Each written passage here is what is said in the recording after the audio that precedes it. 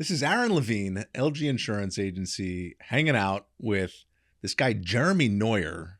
Just happens to be my cousin, Jeremy Neuer. Don't worry, there's like other good stuff to talk about besides family things. Although we might go on like 17 different tangents because we already went on 3, maybe 4 or 5 before we started recording. And it's time to just get this ball rolling. And, so Jeremy reached out because we weren't hanging out enough. And he's like, hey, what about this podcast thing? I'm like, yeah, come down. This way you can schedule a podcast. It looks like work. We can hang out on camera for a little bit and then pop out of here afterwards and do whatever for a bit. And I decided to represent little Sammy's Romanian, going old school. I think I should have looked what was on the back. I think it's Zach and Ashley shirt. Could be Pop's party. Could be Pop's party. Could be my 30th. It was your 30th. We're not going to age you. Well, we can. Although the camera's going to do that for you. We can. Last year was 50. Did not have a 40th birthday party. Okay. But we'll have. I was looking through my closet. I'm like, all right, what am I going to wear? Like, and I don't usually have those problems with when I'm going to come sit here. It's usually I'll wear a jacket or I'll wear an LG hoodie or I'll wear an LG t-shirt or Who You Work With Matters t-shirt. And I'm like, you know what? I'm like, what am I going to wear today? So I'm going through and I found a Luke Neuer t-shirt. But I'm like, that's my son. For those of you, I don't know if I want to, if anybody else is going to get upset if I'm wearing the Luke Neuer swag. Maybe. I didn't have any Candyland swag. My kids have all that stuff and wear Dylan's swag all the time. By the way, those hoodies were amazing. Way, you know who did Dylan's swag? Who? Avi. There you go. So Avi, my brother, who also did these Who You Work With Matters and LG Insurance Agency mugs.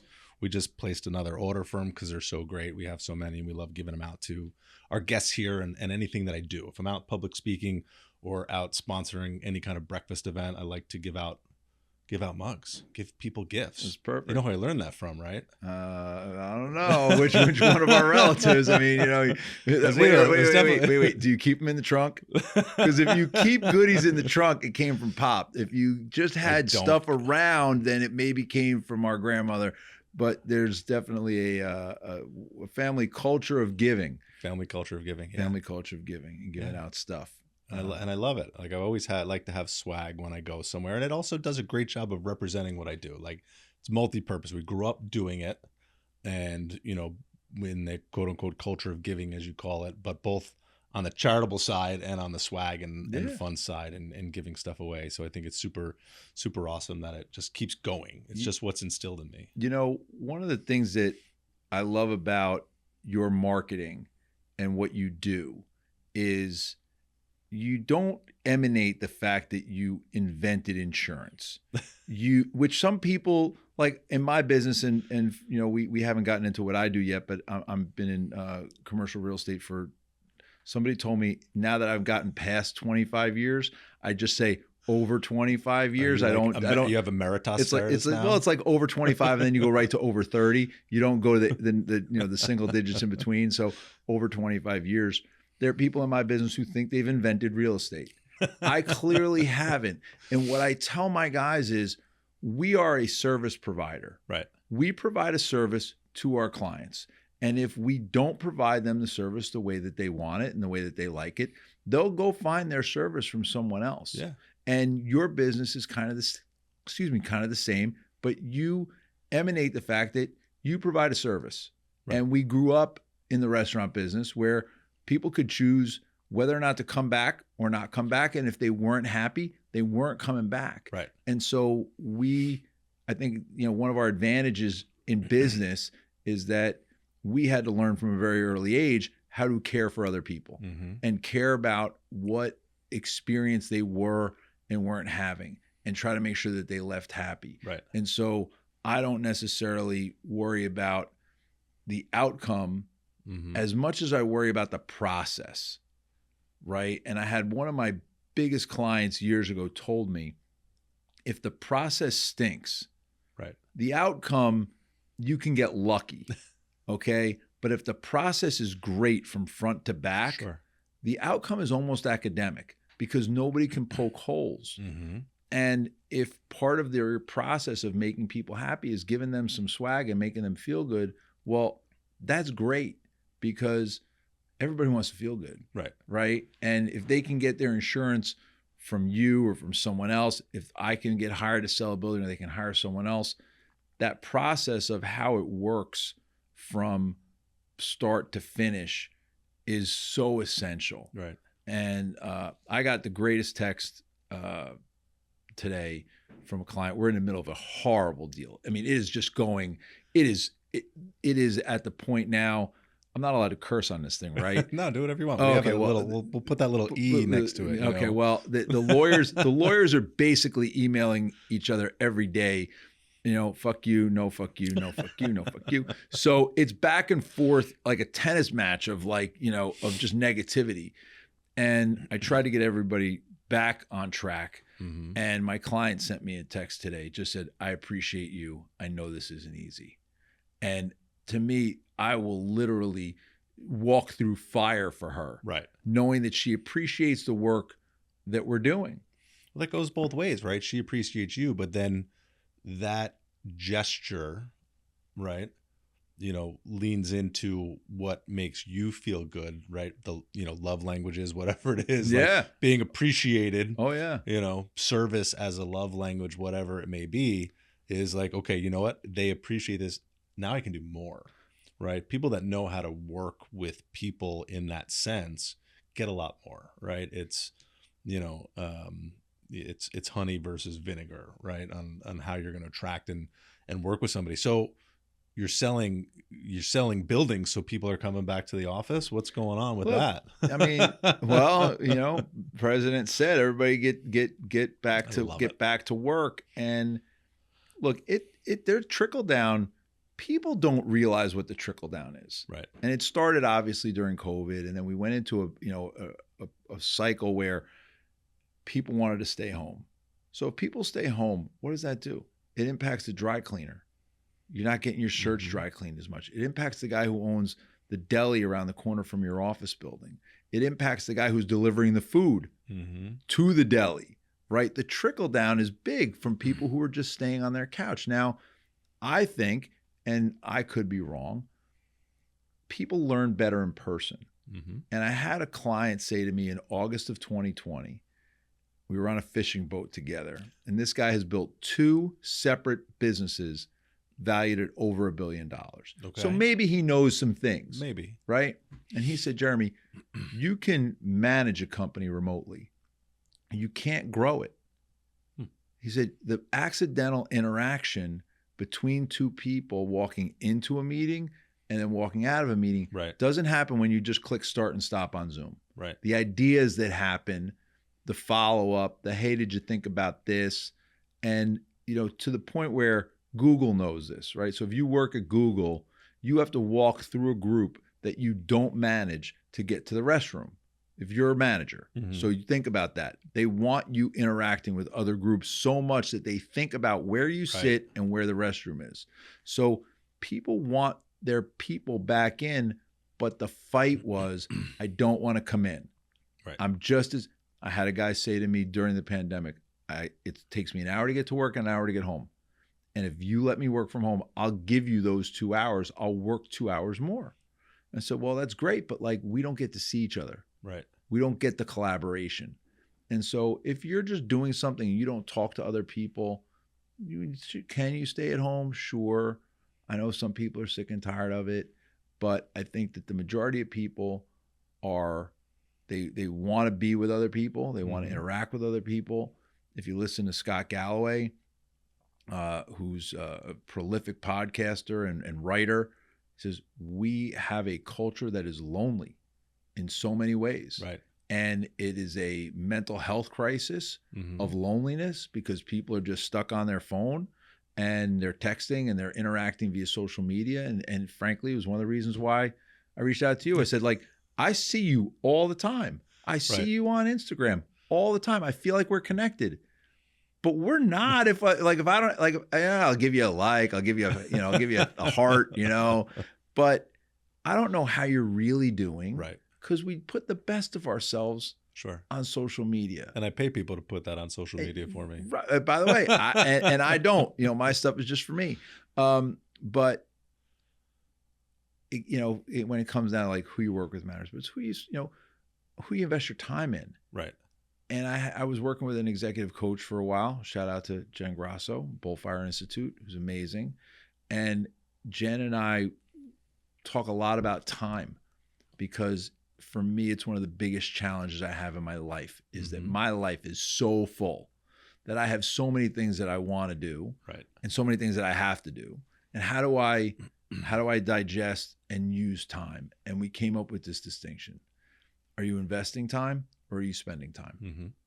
Because if it's a spend, you never get it back. Right. If you're investing time, there's an ROI. And I just finished reading a book called Buy Back Your Time. Interesting. Really an interesting read. And I'm scheduled in the next week or so to sit down with somebody that I've been doing this impromptu book club on video with. That's so cool. We're going to sit down for 30 to 45 minutes and just kind of dissect the book, talk about the impact of the book and what the book means to each other. So we created this little book club. We did it with Patrick Bet-David's Your Next 5 Moves, which was a really good book. So Tom and I sat down and, did a book review of that. Now we're doing Buy Back Your Time is next. And, we'll figure out what the next one is. But it's taking the book to another level of talking about it, right, and sharing the experience of it.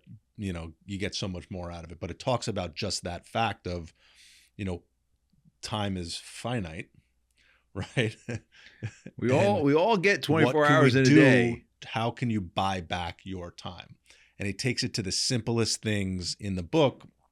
It expands it to a lot like checklists and how to streamline and service and production and everything that goes into it. But, hiring a house cleaner to clean your house is buying back your time. Hiring a house manager to put gas in your car, to wash your car, to pay your bills, to do everything for you. You have people that do that? Yeah, people do that. Yeah. No way.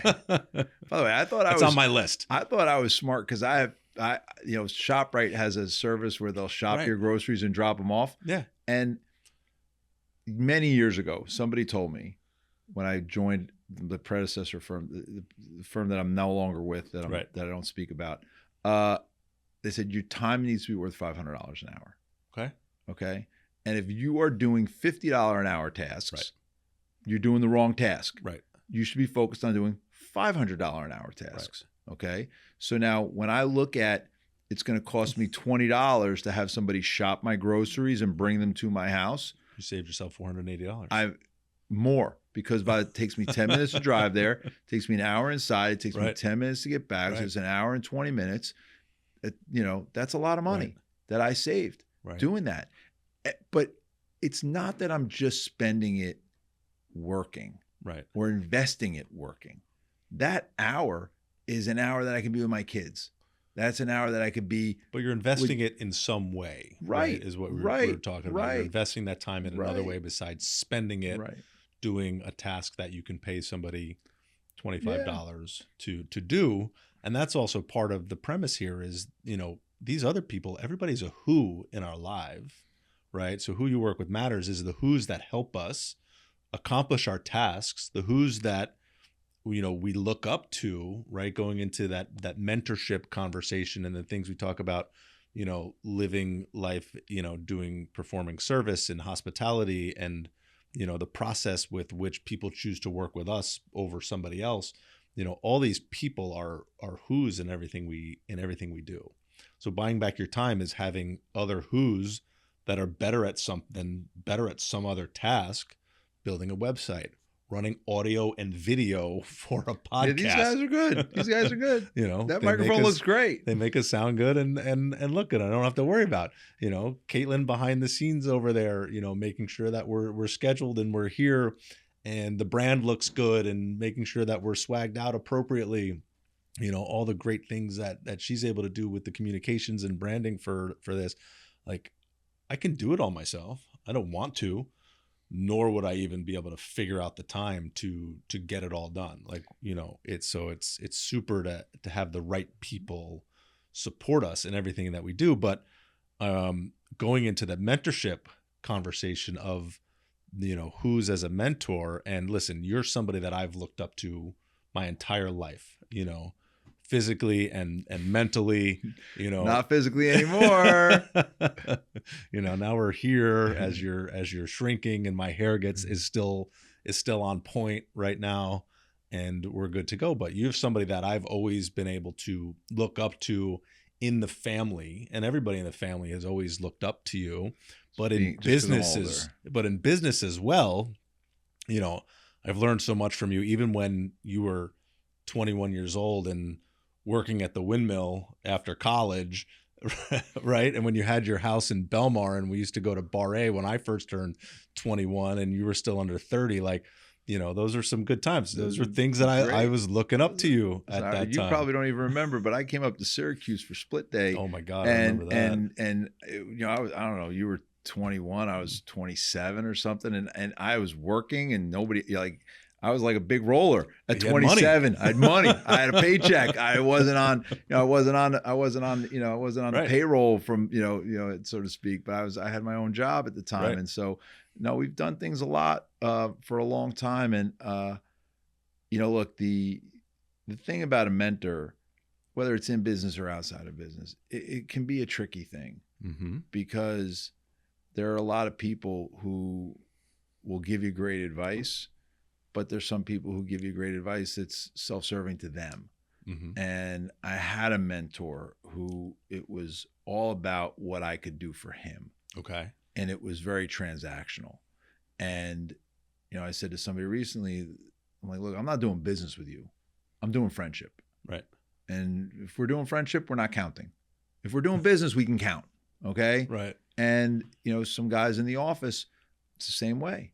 It's like, hey, we're partners, but I'm not doing this part of what we do. I want you to get more out of knowing me than I get out of knowing you. Okay. And, I took that from Jack Licata, who I met through the Landmark Forum, and I know you did that program too many years ago. And Jack kind of gave me that distinction of getting more out of knowing somebody. And so when I approach these situations, look, I have had a very successful over 25-year career. I got more years to go, but I don't have 25. Right. So maybe I do. I'm 50. I'll be 51 next month. Maybe I do it for 25 more years, but that'll be because I want to, not because I have to.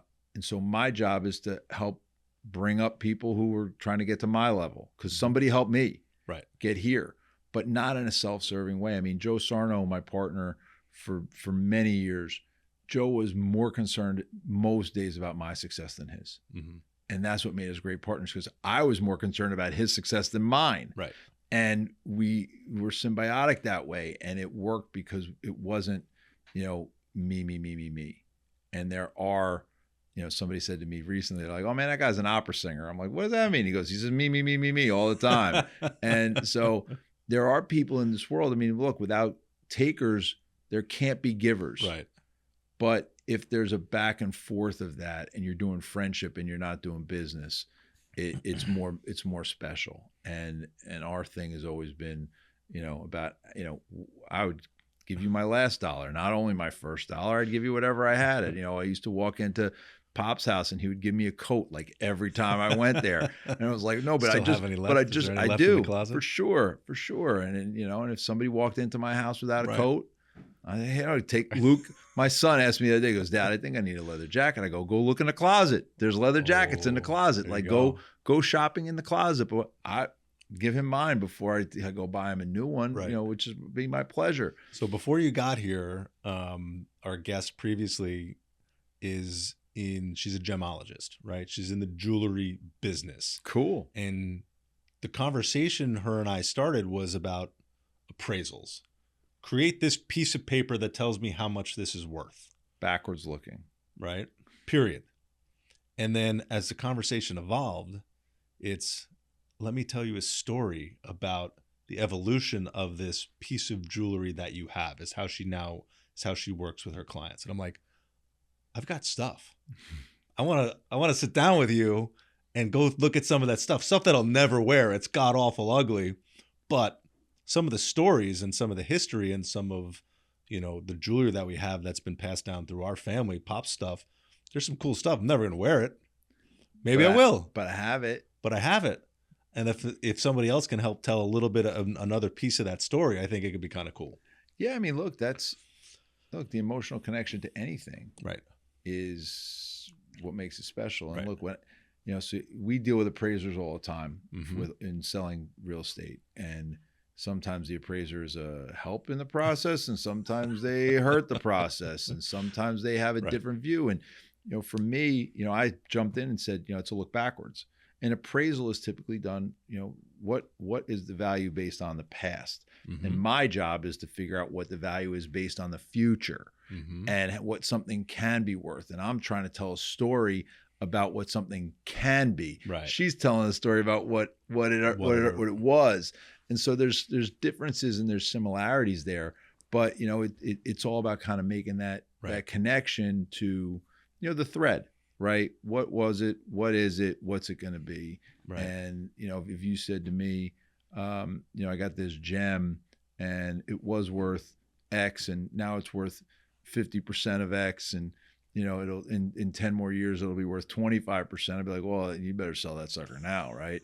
But if you said to me, I got this gem and it was worth X and now it's worth half and it's going to be worth 2X in 10 years, I'd be like, make sure I get that one. If something happens to you, if you step on a banana peel, you make sure I get a hold of that. So, it's interesting. But I want to go back to the mentorship thing, because I think that's super important. I think that's one of your values that you bring to your industry and your company and the things that you do. Right, you do so much more than just transactional business.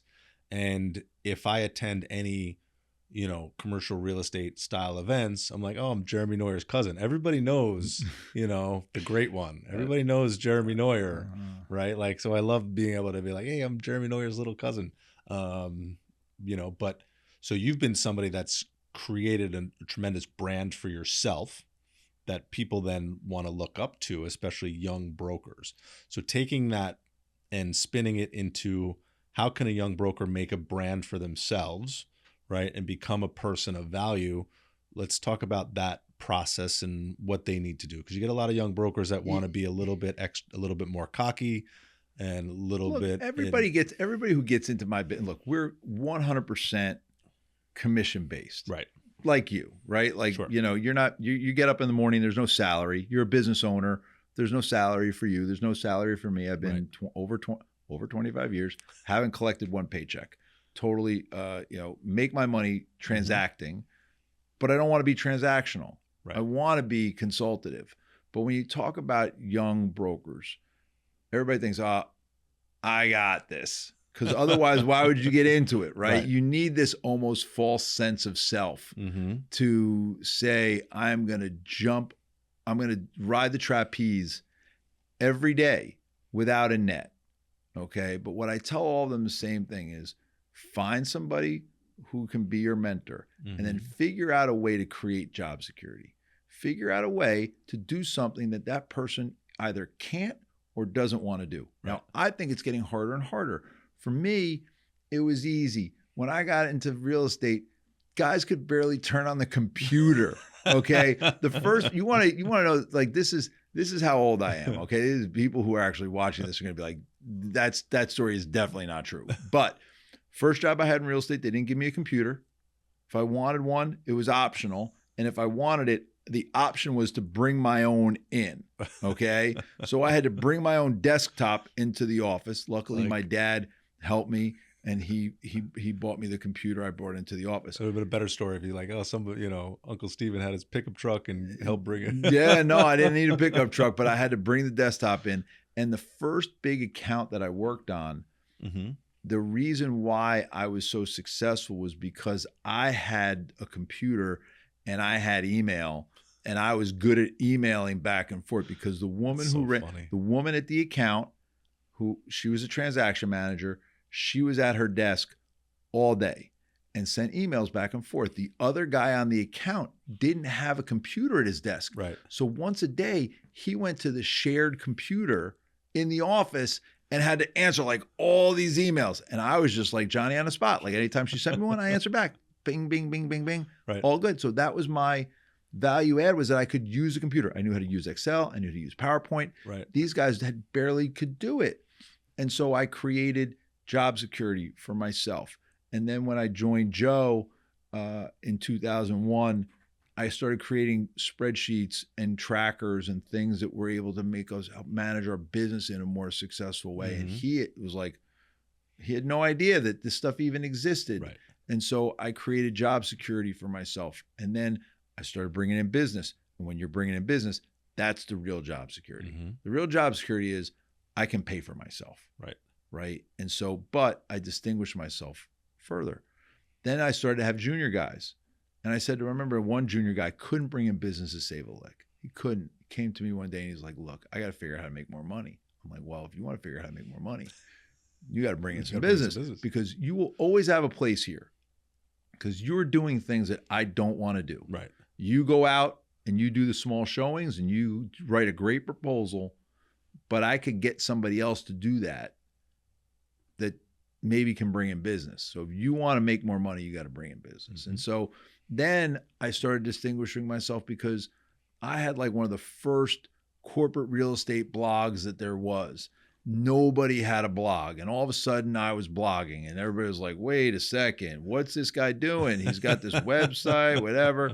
And it got to the point where my old company, people in the company wanted to start their own blogs, and they're like, you're not allowed to start blog anymore. You know, we've shut down blogging. And they're like, but Jeremy has a blog. And they're like, well, Jeremy's grandfathered in. And it got to the point where they finally came to me and said, you have to shut down your blog because we can't police everybody else. But we had an unwritten rule for a long time where they didn't, I did the right thing. Right.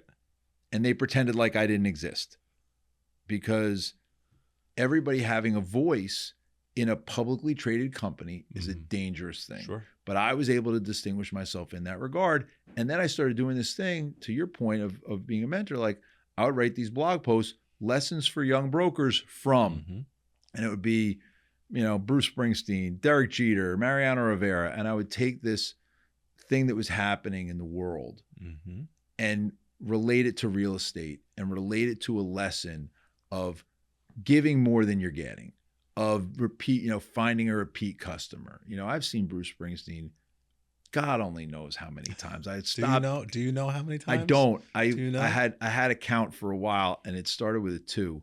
And I think it might still start with a 2, but it might start with a 3. And I'm not talking about a double-digit number. You know that. But why do I keep going back? Because I get something of value every time I go. And so, you know, and Derek Jeter, same thing. Like Derek Jeter, every time he hit a ground ball, he ran to first base. Right. Didn't matter if it was, you know, a smoke show to the shortstop. It didn't matter if it was a slow roller they thought he was going to beat out. He ran hard. And, you know, we're doing, you know, right now I'm doing a deal that's a $5.5 million deal. I'm doing a deal that's a $50 million deal. And I'm running out that ground ball the same way, because that's a lesson from Derek Jeter. And, you know, for me, the client might be, you know, it might be flipped the next time. Right. Client who's my $50 million client today might be my $5 million client tomorrow. They expect the same level of service.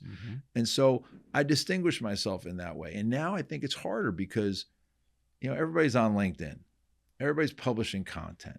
You have to do more to stand out. You do a great job of standing out. And I don't know if it's because the algorithm feeds you to me, right? But you do a great job, I think, of doing that. And, you know, what the guys don't realize in my offices is that I don't know how the algorithm works. Right. I think I do. So when one of my teammates posts something, I comment, because I feel like if I comment, maybe somebody else will comment, and then it'll keep, and then it keeps going. It'll move up in the world, right? So if you're a young broker and you're trying to distinguish yourself, you don't even have to put out smart content. Repost somebody else's really good content. But it's also the time game, right? It's not going to happen. It's not going to happen overnight, right? And I do this podcast. This is the 3rd iteration of podcast for me, but I keep going, right? Somebody asked me how many episodes have you done? I would say over 100.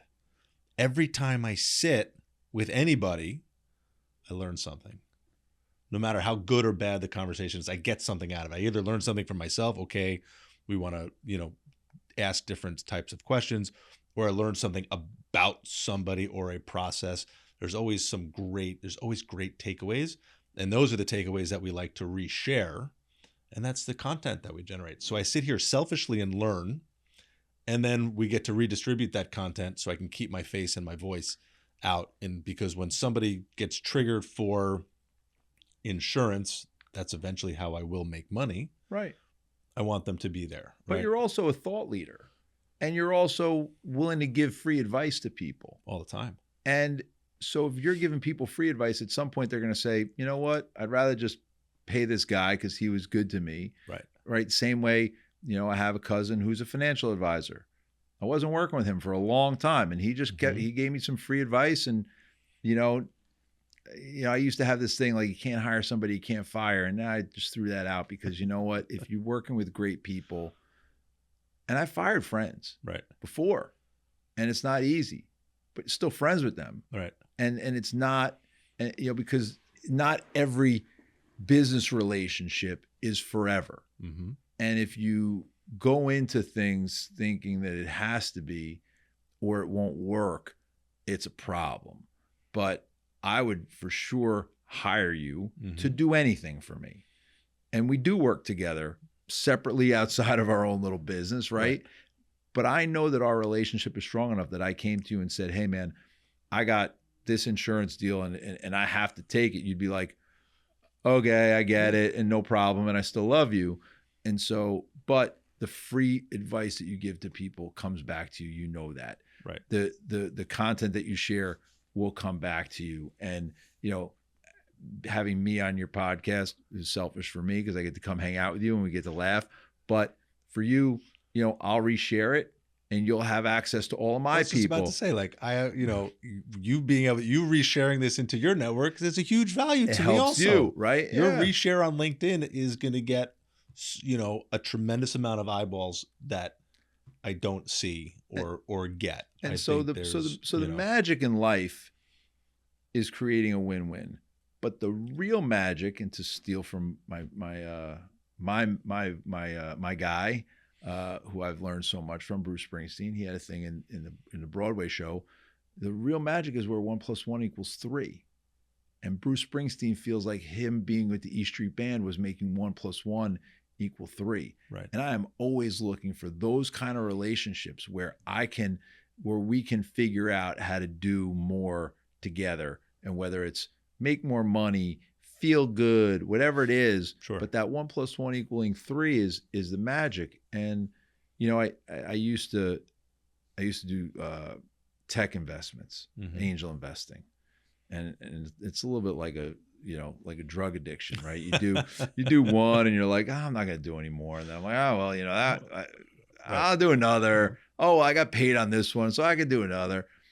But people used to ask me all the time, because I used to do mentoring of these, because I had this blog at the infancy of what we call now, Built World Technology, but for a while it was CRE Tech, which is, corporate real estate tech. And so in the infancy, when I was still doing office leasing and I had more time on my hands, if somebody wanted to do a demo at 3:00 on Friday, that was demo time.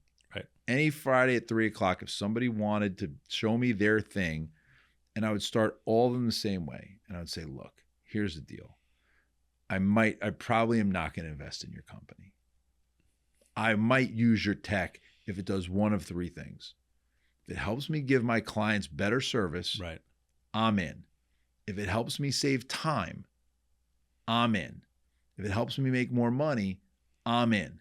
If it does either 1 or 2, it definitely will do 3. Right. So that's my baseline. So now we go back to, how does somebody, and as a young broker, as a young person in real estate, add value? Well, if you can help me give my clients better service, I like you. Right. If you can help me save time, I really like you, because I'm obsessed with my children, and I know that my children are going to be home for a short amount of time in the grand scheme of life. Mm-hmm. And I want to spend more time with them. I want to invest that time. I want to go to all the games. I want to go to all the softball games, all the basketball games. So if I have somebody sitting behind me or sitting up alongside of me that's going to help me pick up the slack some way so that I can live the life that I want to live. And that's what I talk to a lot of the guys in the office about who have young kids. And I say to them, what kind of relationship do you want to have with your children? What is the 360 life that you want to have? Mm-hmm. I can talk to you about how to make more money. I can talk to you about how to be a better broker, but can we talk about how to be a better person?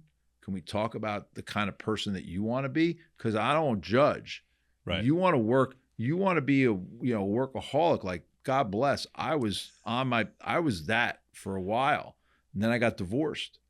And when I got divorced, I had to really look hard about who I was and what kind of parent I wanted to be and what kind of partnership I wanted to be in post-divorce and be a better person in a lot of ways. And so, look, I have a word of the year. You know this. My word this year is connection. And I want to connect better with people. You know, we lost somebody in our family last year. And, you know, looking back, I just wish, you know, you can't change things. But at the end, we weren't as connected. And I wish that I had been. And we had been, I mean, listen, attached at the hip for a long time. Sure. And, you know, he was in Florida. I was here.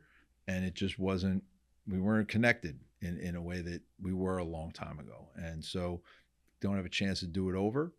So, you know, I'm very thoughtful about what I want my life to look like. And I think that people get caught up in, I got to get to work. I got to make the money. I got to do the things. I got what I have to do. What do you want to do? What do you want to do? You want to drive your kids to school every day? Figure it out. Right. You want to drive your kids to school twice a week? Figure it out. Like, don't give me an excuse. You know, I had a client one time said to me, he goes, you know, you're a real asshole. I go, what are you talking about? He goes, you have no brake. You are all gas. So what do you mean? He goes, well, you're just like me. I go, well, that's a compliment. He goes, you do the best thing you can for your client all the time. He goes, I tell my friends all the time, you got a problem? Don't talk to me about the problem. Talk to me about how to solve it. Right. You get a DUI? Don't call me and cry. You get a DUI and you want me to find pictures of the cop doing something that he's not supposed to be doing? Call me, okay? But don't call me with a problem. Right. Call me to figure out a solution. Love that. And so I'm trying to figure out solutions all the time for myself. I try to help people when I can figure out solutions for themselves, but it's really like, hey man, let's take a step back. And you better believe it. If all of a sudden you were posting every day about work, and your girls disappeared out of that Instagram feed, you'd get a phone call from me. And I'd be like, what are you doing? You're missing it. But Right. You do such a great job of being a parent first and a business owner second. And you've created this life that is to be envied, not because you have this business that is great and you got the swag and you got all the things, but because from an outsider's perspective, and I get a little peek inside sometimes, but you have a 360 life that includes the things that you love to do. The skiing is there. The time with your girls is there. The time at, the workout stuff is there. All the things that you share that with the world. And that's you being a good mentor to the next guy who starts an insurance business that says it's not just about being out at every networking event. It's about doing it the right way so that, listen, when we sit down and, Pop used to say, Florida, I'm just some old schmuck. In New Jersey, I have the two things in the whole world that matter to me. I have my family and my business. And I am convinced that he got the order wrong some days of the week, that he loved his business just as much as he loved his family. But that was what it was about for him. And so our biggest mentor probably taught us a long time ago what it was really about. He would have given us the shirt off his back. Except it's going to say, "Don't trust anybody" on the top. That's what it's going to say.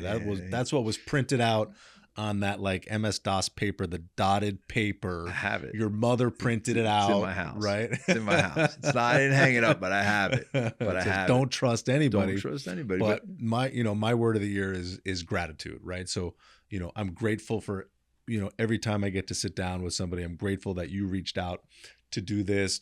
And I'm grateful for my team and my ability to do what I can do with my children and their experiences, and being able to help nurture them, especially, the young, vulnerable ages that they're at right now, but getting to watch you and how you've been able to mature with your children and watching them grow up into the successes that they're creating is phenomenal to watch. And, I obviously want my girls to continue to watch that too. So my word was gratitude, although not shared in a blog post like you share your connection word.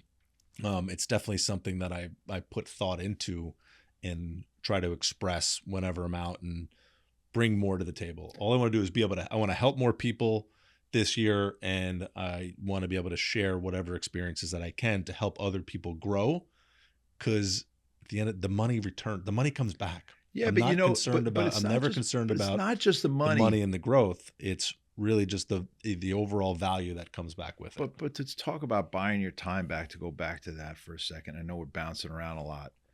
I have a friend who's in real estate, great broker, left the big shop, started his own shop probably like 12 years ago. Mm-hmm. And unfortunately, he lost his wife late last year to cancer. I spoke to him last week and I said, you able to get back to the office yet, or what are you doing? He's like, look, I kind of gave away all my accounts, and I still work on a couple things here and there, but he built a business Right. that no longer required him to be successful. And because he grew people Mm-hmm. within his organization to not only help the organization make money, right, but also cover him at a time when Mm-hmm. now I had a former partner. No way he could have do that. No way that could happen, because he wouldn't grow people. Right. He really wanted to keep people in the same roles. They worked for him, not with him. And listen, he's made millions and millions of dollars, and good for him. But he didn't bring anybody else along. Right. And he didn't really do it in a way that people liked him as much as they feared him. And listen, no judgment, work for him. Right. God bless. Okay. But if something had happened and he needed to take a step away, I don't know that the business would have kept running the same way that my friend Jason's business ran and is running. And so it is about growing people. And listen, sometimes they outgrow you, right? Sometimes they do. Right. And that's the biggest compliment. Netflix has this, and this is so on topic for who you work with, right? Netflix has like a very famous initial deck in Silicon Valley. It's like epic, okay? But one of the pages in there says, "We are not a family. We run like a team. We run like a professional sports team. Right. And the minute that you are no longer the best person for your job, we're going to replace you." So they're upfront about it. Okay. Right.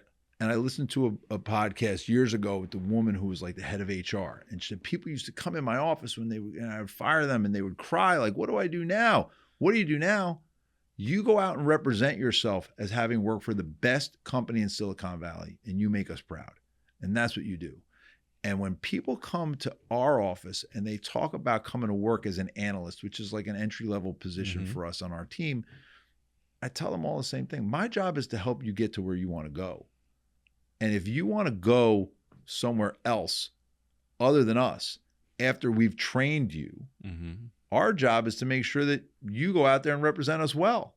And we've had people leave us to go to MetLife, and we've had people leave us to go to Invesco, and we have people and they go out and they're like, "I got trained at JLL." Well, you must be the best in the business because you got trained by the best. Right. And so growing is not only sometimes an internal team, it's an external thing. It becomes external. So if you had somebody that you grew and they said, "You know what? I got no place to go here. I got to go elsewhere. Maybe they become a client. Right. Right. It's like maybe, Yeah. somebody becomes a chief risk officer at some, big company, and like Right. they become your new biggest account. I'm selling a building right now for a guy who was an analyst, a year ago. He hired us. He wasn't going to hire anybody else because he had a good experience with us and we wanted him to grow and we helped him get his job. Right. We didn't prevent him, we didn't prevent him from getting his job. That's so important. You never know who and what is going to come back to work with you or do anything later in life, right? It's all about the talent. Leaving everything open-ended and opportunities abound regardless of the situation, I think is super important. Jeremy Neuer, thanks for hanging out on the Who You Work With Matters podcast today. Let's continue this conversation offline. Let's do it. Awesome.